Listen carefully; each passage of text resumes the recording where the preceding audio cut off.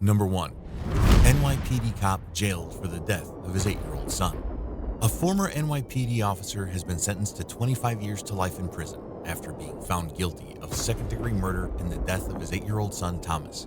The officer, Michael Valva, was also convicted of 4 counts of endangering the welfare of a child when the boy died from hypothermia in 2020. Case against the former NYPD officer accused in the death of his 8-year-old son. Michael Valva left his son in the garage in freezing temperatures, and that killed him. He and his fiancée are charged in the third grader's death.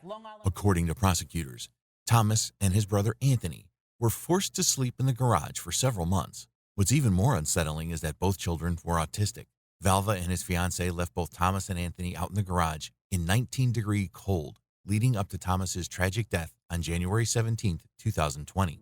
Evidence presented during the trial by the Suffolk County District Attorney's Office revealed that on that fateful morning, the boys had no heat, no access to a bathroom, and no mattress or blankets. Thomas woke up on the cold concrete floor of the garage, had an accident, and soiled his pants. Surveillance footage showed Michael Valva yelling at Thomas and forcing him outside in freezing temperatures where he was doused with water.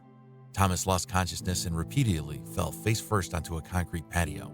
Valva delayed calling 911 for about an hour, and when Thomas was finally taken to the hospital, his body temperature was 76 degrees Fahrenheit, which is 20 degrees below normal.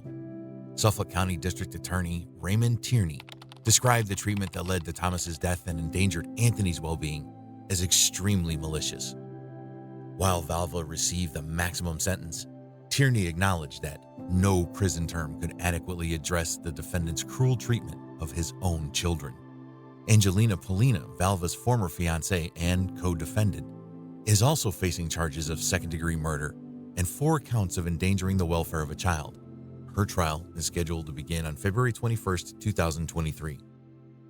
The Suffolk County Department of Social Services reported that it had investigated multiple complaints against the household, including a petition for child neglect in 2018.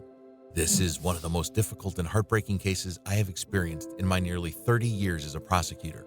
Thanks to the great work of my prosecutors and the SCPD, there's a small measure of justice in Michael Valva receiving the maximum sentence, Suffolk County District Attorney Raymond Tierney said in a press conference. However, no prison sentence is adequate for the cruel treatment this defendant inflicted on his own children.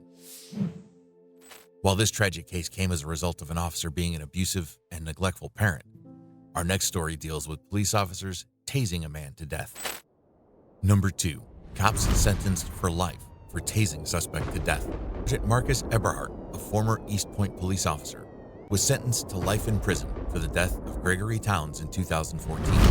East Point police officers will head to prison. Former Sergeant Marcus Eberhardt and former Corporal Howard Weems. A jury found them guilty in the 2014 tasing death of Gregory Towns.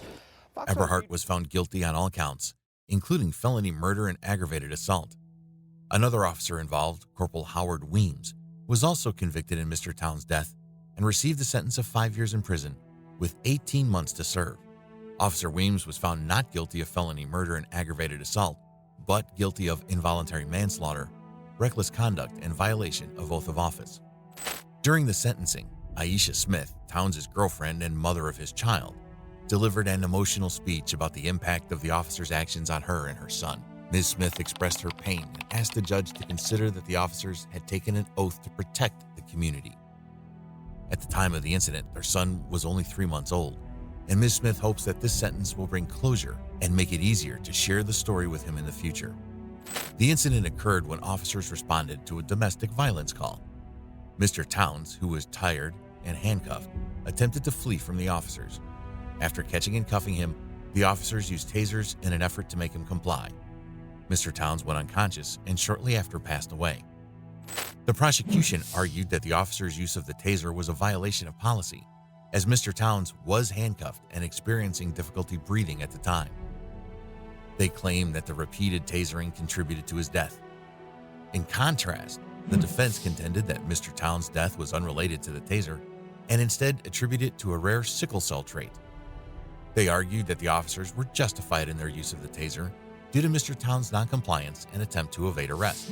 During the court proceedings, several family members spoke on behalf of Officer Weems, appealing for leniency in his sentence. Officer Weems himself expressed condolences and attempted to explain his actions, stating that he was unaware of any medical condition Mr. Towns may have had and that Mr. Towns did not request medical attention. Ms. Smith showed disappointment with the decision and said, "I'm just going to leave it in God's hands. I'm going to stay strong for the family and for my kids and for myself." Me calling the officers that day, it made the whole situation worse. I carry a lot of guilt to this day. Only one of the officers received a life sentence, despite both of them being complicit in the death of Gregory Towns. Our next case is about an off-duty cop getting a life sentence for murdering a man in self-defense. Number 3, LAPD cop sentenced for life for murder. A former Los Angeles Police Department officer has been sentenced to 40 years to life in prison for the murder of a 23-year-old man. Henry Salas claimed he acted in self-defense while attempting to arrest Salome Rodriguez on March 13, 2015 in Pomona, California for an alleged assault and robbery. Prosecutors say Henry Solis tried to escape justice with the help of his father. But he was caught in Mexico and is now looking at life behind bars. CBS 2's Rachel Kim. During the incident, an altercation ensued between Officer Solis and Mr. Rodriguez, which escalated after Officer Solis chased Mr. Rodriguez on foot and fired multiple shots, as reported by the police at the time. However, prosecutors from the Los Angeles District Attorney's Office contradicted Officer Solis's claims. They argued that the officer ran after Mr. Rodriguez as he walked past him outside a bar, initiated gunfire, and fatally shot him. Although Officer Solis was technically off-duty and serving as a probationary officer at the time, he testified that he considered himself on duty 24 hours a day and even displayed his badge during the encounter. After the shooting, Officer Solis fled the scene and crossed the border into Mexico with the assistance of his father. Mexican authorities eventually apprehended Officer Solis in May 2015. The LAPD terminated his employment while his father, who helped him escape, was convicted of making false statements to the FBI. In February 2020, a jury deliberated for 2 days before finding Officer Solis guilty of second-degree murder. Officer Solis's attorney, Bradley Brunin, was disappointed with the verdict. Brunin believed that the sentencing was too harsh and that the evidence warranted a lesser conviction. Solis's crime of murdering an innocent man and then fleeing from justice afterward make his crimes even more inexcusable. But in our next story, we've got a cop who used his power and authority to force sexual favors from women. Number 4, Oklahoma officer found guilty of sex crimes. In 2016, a former Oklahoma City Police Department officer, Daniel Holtzclaw, received a sentence of 263 years in prison from the jury after being convicted of rape and other charges. A group of women are taking legal action. Someone wearing a badge, someone sworn to protect them, and doing anything but. Holtzclaw was found guilty on 18 of 36 counts, which included first-degree rape and forced oral sodomy. During the trial, prosecutors revealed that Holtzclaw specifically targeted victims in one of Oklahoma City's impoverished neighborhoods, basing his selection on their criminal records. He believed that their backgrounds would undermine their credibility if they came forward with any accusations against him. The assaults escalated from groping to oral sodomy and rape, as testified by 13 victims. Holtzclaw, whose father serves as a police lieutenant on another force, chose not to take the stand. What's it like watching your son be portrayed as a monster, a serial rapist, a predator? It's very hard. He's just like you and me. He's just a man. And he's not the villain that they portrayed him as. Two of the victims bravely shared their horrifying experiences, recounting being coerced into sexual acts by a serial rapist who held a position of authority and was supposed to protect them. The racial aspect of the case also garnered significant attention since the victims were African American and an all-white jury was chosen for the trial, leading to criticism. Holtzclaw's attorney requested a new trial, alleging that the prosecution had withheld newly discovered evidence, including DNA evidence and the accounts of individuals falsely claiming to be victims. However, the judge denied the motion for a new trial. During the sentencing, Janie Lagones, one of the victims, shared her terrifying encounter with Holtzclaw during a traffic stop. Her report of the incident led to the discovery of additional victims. Lagones experienced emotional trauma and even suffered a stroke as a result.